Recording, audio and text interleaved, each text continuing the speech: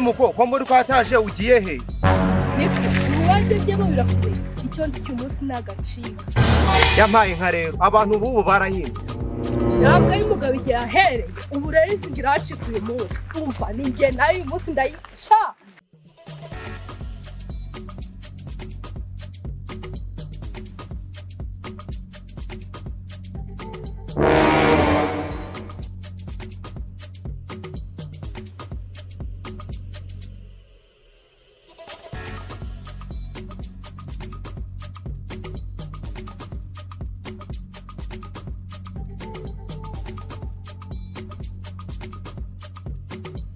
Iyo mbwira hebu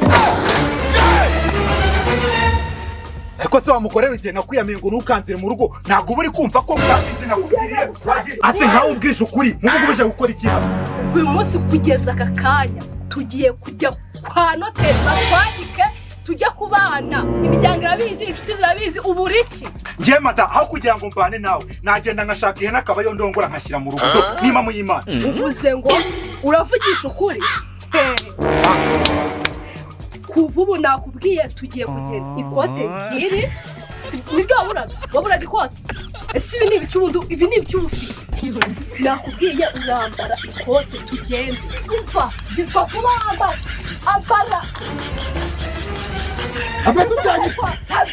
ibyo wambara ngo ni karuvati iki kiziriko ni uri kuniga kuramo nakubwiye kuramo ambara gira vuba ambara tudasanga batashye nabona igihe umuntu yabingingiye ambara wasoje nene se abaratwambarira bari ego mba nuri kunyirukanza abaratwambarira bari icyo kibazo ahubwo se sheri turagenda ku neza cyangwa ikorere tujyane ku nabi aha tugende n'ubundi tiku jyawe ndarizi na nijoro waza kunika reka sheri tuza umufungire neza tugende sibyo Ego sheri we ariko se tuza aho amahame kuki ushaka kugenda bijagaraye kandi tugende ako si neza none Ego sheri wanjye urishimye ego ndishimye urishimye uratuje twagiye ngaseka se ariko none butari uruseka ngatigiye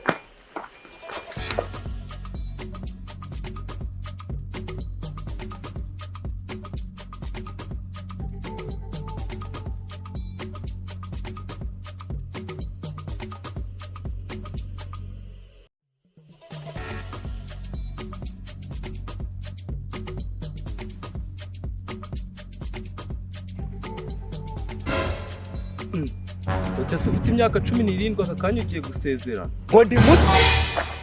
wagiye ureba ikure wangigira nk'ubujye kiruza nk'urubyindo mu meshyi gusa toza abato kunywa itabe kutambikana utakobanya amata ko wagenda baza kandi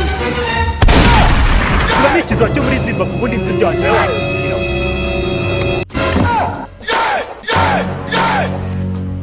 ushaka kugushimisha niba ugushimishe kana kuri subscribe ukore like comment unayidownloading abantu ukore buri kiriya kintu cyose kandi niba ukeneye part 2 yayo jya muri comment wandikemo ko ushaka part 2 niyo tuzayigukorere tugiye kujya dukora udu season kamwe ku kandi ciao ciao.